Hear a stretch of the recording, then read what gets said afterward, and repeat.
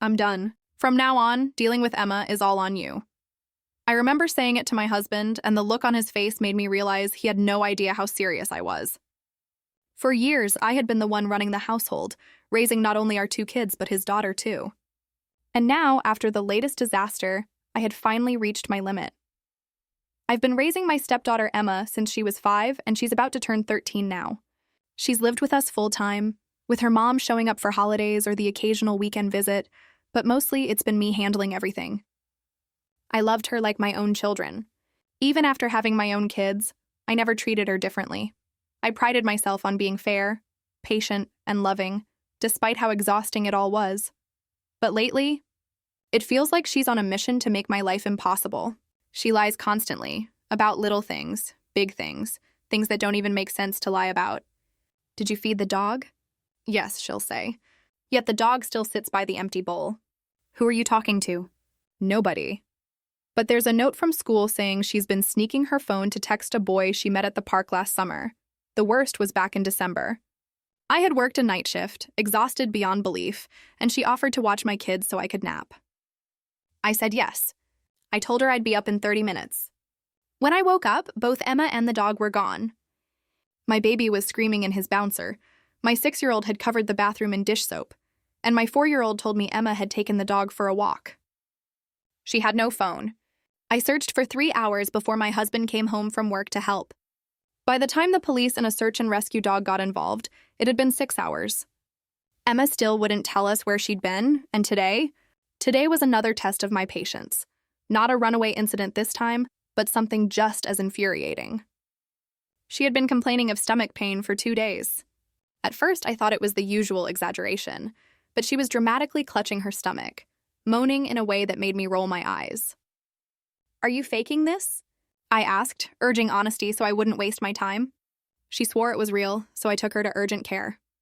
On the way, she was chatting and laughing, making small talk as if nothing was wrong. Then in front of the doctor, she was moaning like she was dying.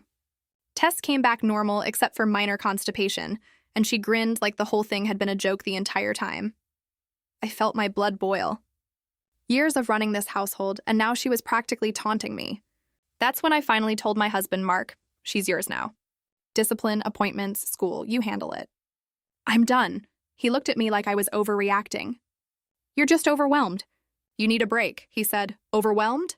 I had been handling her chaos for 8 years while he coasted along. I needed more than a break. I needed backup. I needed him to parent his child, to hold her accountable. But he just shrugged, as if my exhaustion and frustration were invisible. Later that day, I tried talking to Emma. She was blasting music in her room, ignoring me whenever I tried to reason with her. "Turn it down," I called, careful not to yell. She opened the door like I was inconveniencing her. "I'll do it later," she muttered. No respect, no acknowledgement. When I pressed her, she slammed the door in my face. Dinner was another battle. Emma refused to come downstairs, saying she wasn't hungry. I stood at the bottom of the stairs, insisting she join us. My husband said nothing. She argued with our youngest over crayons, breaking toys, leaving messes everywhere. And I cleaned up after her while Mark stayed glued to the TV. It wasn't just rebellion, it was deliberate cruelty, aimed at undermining me and my authority in the house. She bullied her younger sister, antagonized the baby, and continuously broke rules without consequences. And through it all, Mark made excuses. She's a teenager. She's stressed. I had been stressed too, but I had rules to follow. I was accountable for my actions. By the end of the day, after another fight about the dog, the crayons, and the broken dolls, I was spent. I looked at Mark and said again, "She's yours now. I'm done doing this alone. You wanted custody? Congratulations, deal with it." Mark didn't respond immediately, but something shifted. For the first time, I sensed he realized the magnitude of what I had been handling alone. That night, Emma scribbled all over her walls with markers in protest. I stood there staring at the chaos. She smiled at me like she had won. I took a deep breath. "I'll clean this myself," I said. And I meant it. The next morning, I watched as Mark got up early for the first time in years, getting Emma ready for school, ensuring she dressed properly, enforcing rules. Arguments still erupted, but he didn't back down this time. And for now, just for now, it felt like maybe, finally, he was actually trying.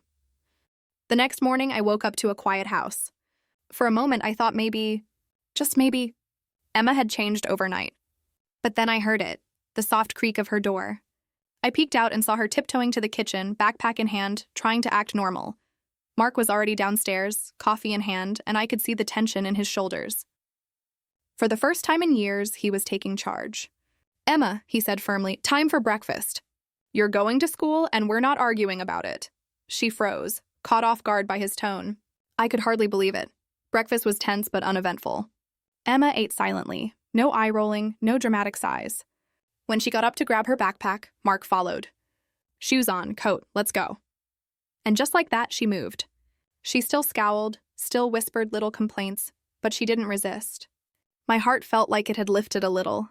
Maybe he really had learned something. But peace didn't last long. Once she got home from school, Emma started testing boundaries again. She stomped around the living room, blasting music, ignoring my instructions. Normally, I would have yelled, taken her phone, grounded her. But today I didn't. I let Mark handle it. "Emma," he said, voice calm but firm, "turn the music down." "You're disrupting the house," she huffed. "I'll do it later." "No," Mark said, stepping closer. "Now," she glared, but slowly lowered the volume. I felt a mix of relief and awe. He was finally enforcing rules, and for once, Emma couldn't bulldoze her way through the day. Later, I watched as he had a one-on-one talk with her in her room. I could hear the muffled conversation from the hallway. "You can't treat people like this," Mark said. "I know you're frustrated. I know you feel like no one understands you. But that doesn't give you the right to hurt others." "I don't care," she yelled. "You don't get it?" "Yes, I do," he replied. "I get that you're angry. I get that you're scared. But I also get that you have to be responsible for your actions. That's part of growing up." I stayed silent, letting him take the lead. It was strange and a little surreal not to be the one trying to mediate every meltdown. But watching him, I realized that Emma respected him more than she'd ever respected me. And maybe that was part of the problem all along. She never feared consequences from me. By evening, some of the chaos had died down. Emma reluctantly joined us for dinner, complaining, yes, but without the usual theatrics. Mark didn't flinch when she argued or tried to negotiate. He just calmly reminded her of the rules, and she obeyed. I caught myself smiling, a cautious hope blooming in my chest. Of course, old habits die hard. Later that night, Emma tried to sneak out of her room, possibly to meet the neighborhood kids she wasn't supposed to see. I heard the door creak and immediately thought of past disasters. I stepped into the hallway. "Where do you think you're going?" I asked firmly. Mark appeared behind me. "I got this," he said. Emma froze. "What?" "You're not leaving," he said. End of discussion. She glared at both of us, but she didn't move. For once, she knew the rules applied to her. For once, she couldn't push one of us around. And it was amazing to watch the shift in dynamics. Over the next few days, Mark maintained his newfound role.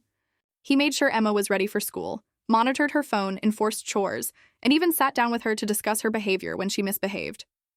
She still argued, still tested limits, but now there was accountability. And slowly, she started listening. Not perfectly, not all the time, but enough for us to notice a difference. I realized something important during this period. It wasn't about Emma suddenly being a perfect teenager. It was about consistency, boundaries, and most importantly, my husband stepping up. He wasn't just letting her slide anymore. He was teaching her consequences. He was showing her that disrespect and cruelty had limits. And I could finally breathe. That doesn't mean everything was smooth.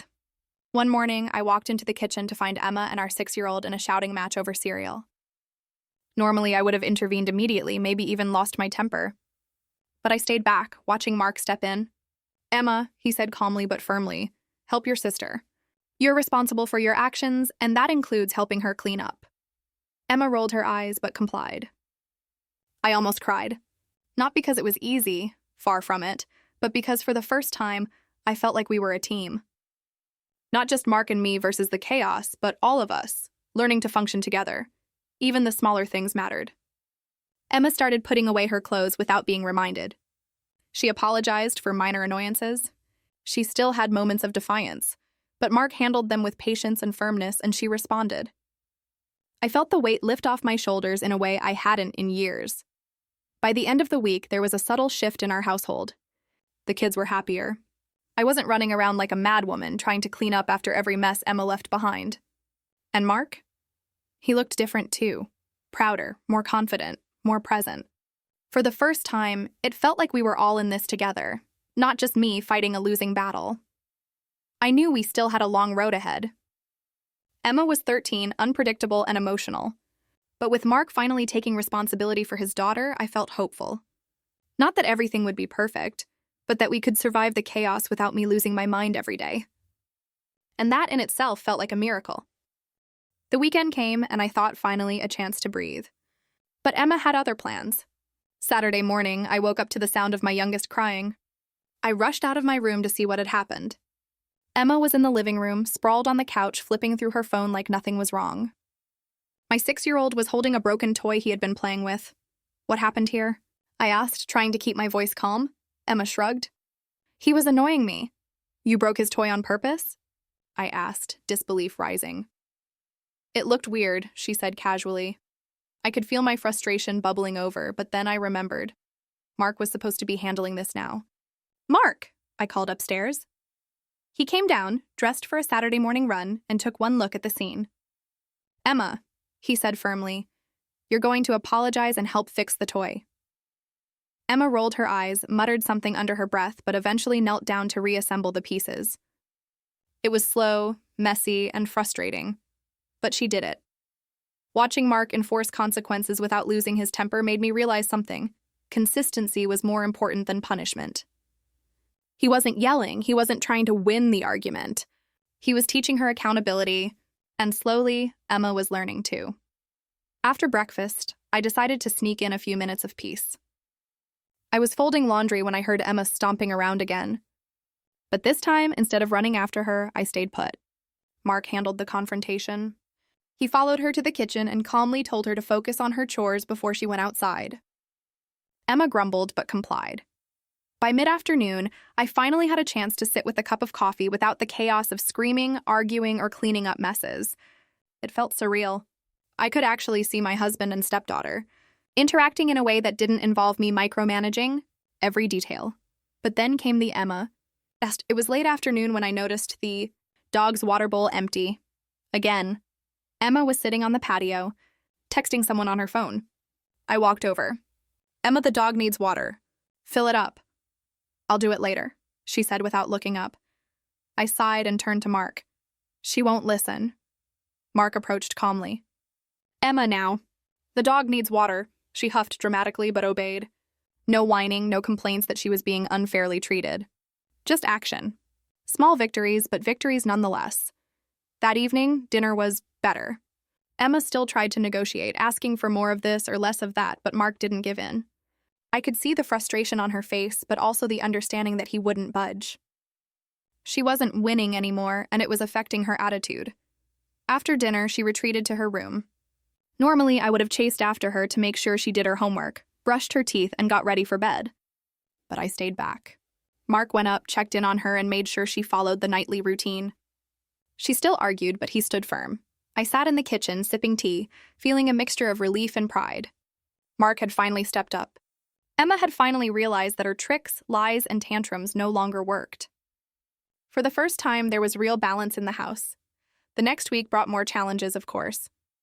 Emma tried to manipulate her bedtime routine, tested the limits of her phone privileges, and even refused to help her younger siblings on multiple occasions. But Mark handled it. Every time, calmly, consistently, with firm boundaries. And every time, Emma adjusted. Slowly, but she did. One night, I overheard a conversation between Mark and Emma that made my heart swell. "I know it's hard, Emma," Mark said softly. "I know you're angry. I know you want more freedom. But there are rules for a reason. You need to learn responsibility. You're 13 now. That means making good choices even when it's hard." Emma was quiet. "I know, I guess," she muttered. "That's all I ask," he said. "Do your best and we'll work together." Hearing him speak like that, firm, yet caring, made me realize something I hadn't admitted before. He had been absent in her life not out of neglect, but out of habit, out of not knowing how to handle the chaos. Now he was learning, and Emma was responding. By the weekend, there were small signs of real change. Emma helped her younger siblings without being asked. She apologized when she broke something. She even said thank you when I brought her a snack or helped her with a chore. It wasn't perfect, not even close, but it was progress. I finally felt like I could breathe again. The house wasn't perfect. The kids still fought, the baby still cried, and Emma still had moments of defiance. But for the first time, I wasn't the only one carrying the weight. Mark was present. He was engaged. He was parenting. And slowly, day by day, I could see our family starting to function as a unit again. The next week felt like walking a tightrope. Every morning, I braced myself for some new disaster. But with Mark actually stepping up, the chaos was more manageable. Not gone, not perfect, but manageable. And for me, that was a huge relief. Monday morning started like a war zone. Emma refused to get out of bed. Normally, I would have barged in, dragged her out, yelled until she moved. But I stayed back. Mark went upstairs. "Emma, it's time for school," he said calmly. She groaned. 5 more minutes. "Nope," he replied. "Shoes on, backpack, let's go." I could hear the argument escalating, doors slamming, sighs, huffs, but Mark didn't back down. And finally, after 10 minutes of negotiation and silent stares, she got dressed. Alone. Without me intervening, I felt a mixture of awe and relief. For 8 years, I had done this alone. Now Mark was finally stepping into his role as a father, and it was working. At breakfast, the mood was tense but quiet. Emma poked at her cereal, making sarcastic comments about the milk being too cold. Mark ignored it, sipping his coffee, reminding her calmly to finish eating. I couldn't help but smile. This was progress. Later, when Emma tried to sneak her phone upstairs without permission, I caught her. Normally, I would have confiscated it immediately. Today, I stepped aside. Mark came in, calmly took the phone, and explained the rules again. No yelling, no dramatics. Just clear, firm consequences. Emma sulked, but she accepted it. By midweek, small victories started stacking up. She helped her 6-year-old sister set the table for dinner without being asked. She said thank you when I handed her lunch. She even picked up her room, though reluctantly. And for the first time, Mark enforced bedtime rules without arguing, nagging, or making excuses. But of course, teenage rebellion is never fully gone. Thursday evening brought a new challenge. Emma refused to eat dinner, saying she wasn't hungry. Normally, I would have chased her, argued, threatened, bargained. But I stayed back. Mark approached her calmly. "Emma, dinner is ready. Come to the table." "I don't want to," she yelled, stomping her feet. "Then you don't eat," he replied simply. Emma froze. For the first time, there was no room to argue, no way to manipulate the situation. She eventually sat down, silently picking at her food.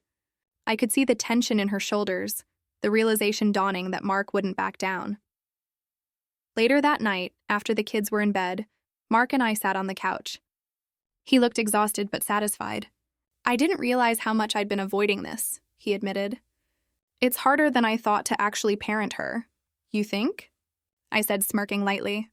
8 years of chaos, and you just discovered what I've been doing alone." He laughed, rubbing his forehead. "I get it now.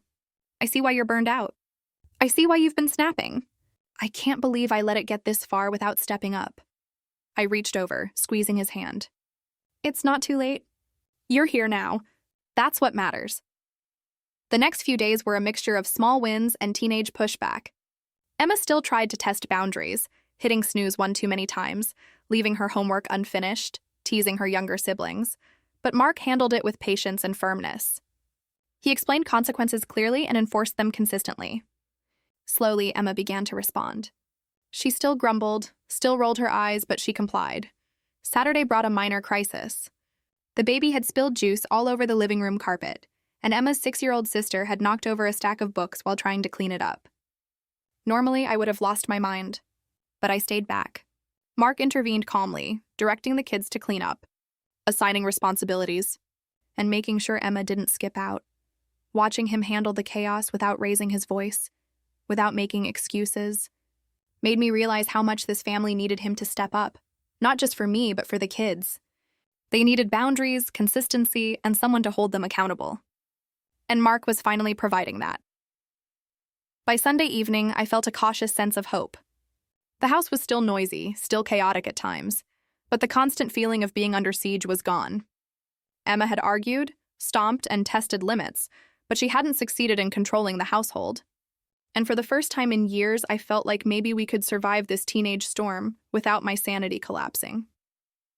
That night, as I tucked the baby into bed and checked on the other kids, I overheard Mark talking to Emma in her room. "Look, I know you're frustrated," he said softly. "I know you feel like I don't understand, but you need to respect the rules. You need to respect your family. You can have freedom, but you also have responsibility. That's how this works." "I get it," Emma mumbled. I'll try," Mark smiled. "That's all I ask." I leaned against the doorframe quietly, watching them. For the first time in a long time, it felt like our family was moving in the right direction. Not perfect, not even close, but progress. And for now, that was enough. Monday morning came with a new kind of tension. I woke up to the sound of Emma's bedroom door slamming. The music was blasting again, louder than usual.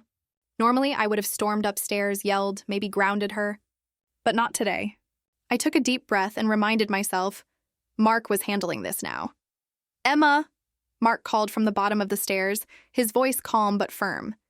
"Turn it down, now." "I don't have to," she yelled, stomping her feet. "Yes, you do," Mark replied. "You know the rules. You're testing me, and it's not going to work." Emma huffed, muttered under her breath, but slowly turned the volume down. I could see the subtle shift in her expression. Frustration mixed with a hint of respect. She realized that for once she couldn't bulldoze her way through the house. Breakfast was tense but uneventful. Emma picked at her cereal, throwing occasional side comments about the milk being too cold or the toast being burnt. Mark didn't react. I watched in awe as he simply reminded her, calmly, to eat and get ready for school. For the first time, I felt like the chaos was manageable. By mid-morning, I could focus on folding laundry without being interrupted every 2 minutes by sibling fights, spilled juice, or Emma yelling at her younger sister for no reason. Mark had taken control, calmly redirecting the younger kids and handling Emma's meltdowns without my intervention. Later that afternoon, Emma returned from school visibly annoyed. I could tell something had happened at school, but instead of panicking or scolding her, I waited. Mark walked in and immediately noticed her mood. "Emma," he said, "what's going on?" "She's lying," Emma muttered, referring to a rumor a classmate had started. Mark sat down beside her. "I know it's frustrating. I know you feel misunderstood. But spreading anger or being mean isn't the answer. You need to handle this responsibly." Emma rolled her eyes, but instead of storming off, she stayed. For the first time, she listened. The real test came later that evening. Emma had been asked to do her homework before dinner, something she usually resisted. She claimed she was too tired. I braced myself for a battle, but again I stayed back. Mark went upstairs and sat with her. "You can do this," he encouraged. "I'll help you if you need it, but you have to start." "No excuses," Emma groaned, threw her pencil on the floor, but finally picked it up and started working. She complained, yes, but she did it. And she finished it. Alone. Without me nagging, without me losing my mind. That night, after the younger kids were asleep, I found Mark and Emma sitting on the couch together, quietly talking. I could hear snippets. "I'm trying," Emma whispered. "I know," Mark said softly. "That's all I ask. Just try your best." I leaned against the doorframe, quietly smiling. For the first time in years, it felt like we were functioning as a family. Not perfect, not even close, but together. The next day brought new challenges. Emma forgot to pack her lunch, refused to brush her teeth, and complained endlessly about having to get dressed. But Mark stayed consistent. No yelling, no threats, just calm reminders and clear consequences. Emma resisted, of course, but complied in the end. Slowly, she was learning accountability. By Friday, small victories were stacking up. She helped her 6-year-old sister without being asked. She apologized for minor annoyances. She even cleaned up the living room after a spill without being reminded. And every time, Mark reinforced her progress, praising the effort while maintaining boundaries. Saturday morning, I woke up to a surprisingly quiet house. Emma was sitting at the kitchen table, calmly eating breakfast. Mark was pouring coffee, watching her with a proud smile. I realized how far we'd come. The house was still chaotic at times, the kids still argued, but the constant feeling of being under siege was gone. For the first time in years, I could breathe. Later that afternoon, Emma came to me hesitantly. Mom, she said, using the word carefully. Thanks. For helping me with the baby and everything? I blinked, surprised. Of course, I said softly. I love you. She nodded, a small smile breaking through her usual scowl. I'll try harder. Mark walked in and gave her a high five. That's all we ask. Try your best. That's what matters. That night, as I tucked the baby into bed, I realized that the most important thing wasn't that Emma was perfect. It was that Mark had finally stepped up. He wasn't just coasting anymore. He was parenting. And slowly, Emma was learning that rules mattered, that actions had consequences, and that respect was non-negotiable. For the first time in years, our family felt like we might actually survive this teenage storm. Not perfectly, not easily, but together. And for now, that was enough. Sunday morning arrived, and for the first time in what felt like years, I woke up without a knot in my stomach. The house wasn't perfect, far from it, but it was calmer. Emma was still asleep in her room, the baby was finally napping, and my 6-year-old was quietly coloring at the table. I sipped my coffee, feeling a mixture of relief and cautious optimism. I knew better than to think the chaos was over. Emma was 13. She still had a long way to go, and teenagers didn't change overnight. But for the first time, I felt like we were all on the same team. Breakfast was surprisingly peaceful. Emma came down, slightly rumpled, still sleepy-eyed, but she greeted us both. Morning, she said quietly. No sarcasm, no attitude. Morning, I replied, smiling. Mark poured her some cereal, and she sat down without complaint. It was a small victory, but a victory nonetheless. Later that morning, Emma's younger sister accidentally spilled a cup of juice. Normally, this would have been a flashpoint, screaming, blaming, and tears. But this time, Emma reacted differently. Oh, sorry, she said immediately, grabbing paper towels. Here, let me help clean up. I nearly dropped my coffee. Mark and I exchanged a look. This was new. This was real progress. By midday, Emma had helped set the table for lunch, collected the mail, and even helped the baby with a toy without being asked. It was a quiet, subtle shift, but the energy in the house was different. She was learning boundaries, accountability, and empathy, and Mark was leading the way. That evening, as we all gathered for dinner, Emma made another small step. She apologized to her younger sister for snapping at her over crayons during the week. My 6-year-old looked up, surprised, then smiled. Thanks, he said softly. You're welcome, Emma replied, awkward but sincere. Mark and I shared a quiet glance across the table. This was what consistency looked like. This was what parenting together felt like. Not perfect, not magical, but real. After dinner, the kids went to bed, and Mark and I sat in the living room, exhausted but content. You've changed, I said softly. She's changed. And it's all because you finally stepped up. Mark shook his head. I was avoiding it for so long. I didn't know where to start. But now I see how much effort it takes and how important it is.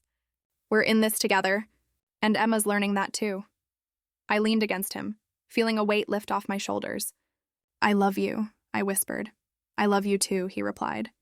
And we're going to make this work. As a family, the next few weeks were not without challenges. Emma still tested boundaries, still had moments of defiance, and occasionally lied about small things. But the difference now was that Mark and I were united. We addressed issues calmly, enforced consequences consistently, and praised progress. Emma was learning that rules were real, that actions had consequences, and that respect was non-negotiable. One afternoon, a neighbor called to tell us that Emma had helped a younger child who was lost in the neighborhood. She guided the child safely home and even comforted them until the parents arrived. I felt my chest tighten with pride. This was the girl I had raised, now starting to show empathy and responsibility. Another day, Emma came to me quietly, holding a notebook. Mom, I wanted to apologize for last week. For everything. I knelt down, taking her hands. I forgive you. I'm proud of you for saying that. She smiled, genuinely this time. I'll try harder, and she did. Over time, the arguments became less frequent. The slamming doors, the shouting, the constant chaos, less and less. Emma still had her moods, still tested limits, but the family dynamic had shifted. She understood that both her parents were consistent, firm, and fair. She learned to navigate her emotions without lashing out. Mark and I finally found moments for ourselves, too. We went out for coffee, even for a short walk around the neighborhood, knowing the kids were safe and cared for. The house felt like a home again, not a battlefield. One evening, as I tucked the baby in and checked on the older kids, I realized something profound. I wasn't doing this alone anymore. Mark had become a true partner. He wasn't just present physically, he was engaged, consistent, and involved. Emma was finally learning the lessons I had been trying to teach for years, and the younger kids were thriving in the calmer environment. I took a deep breath, looking around the living room, still messy but alive with laughter and warmth. This was real family life. Messy, chaotic, imperfect, but together. And for now, that was enough. As I sat down on the couch, Mark beside me, I whispered, "We did it. We're making it work," he smiled, squeezing my hand. "One day at a time," he said, and for the first time in years, I believed it. One day at a time, we could survive teenage drama, sibling chaos, and parenting challenges. Together. Weeks turned into months, and slowly our home transformed. Emma still had her moments, rolling her eyes, arguing over homework, or testing limits, but the battles were fewer, shorter, and most importantly, predictable. She knew the rules now, and she knew Mark and I were united. That consistency changed everything. One evening, I found Emma helping her younger sister build a fort in the living room. The baby was giggling in the corner, spilling blocks everywhere, and instead of chaos, there was laughter. Real laughter. I watched silently from the doorway, feeling a warmth I hadn't felt in years. Mark came up beside me. "Look at them," he whispered. "I know," I said softly. "It's nice," he smiled, squeezing my hand. We did it together, and we had. Together, we navigated the lies, the tantrums, the running away incidents, the screaming matches, and the messes. Together, we learned how to parent as a team, how to hold our children accountable without losing our patience, and how to love fiercely, even in the hardest moments. Emma walked past us, glanced at me, and said quietly, "Thanks for sticking with me." My throat tightened.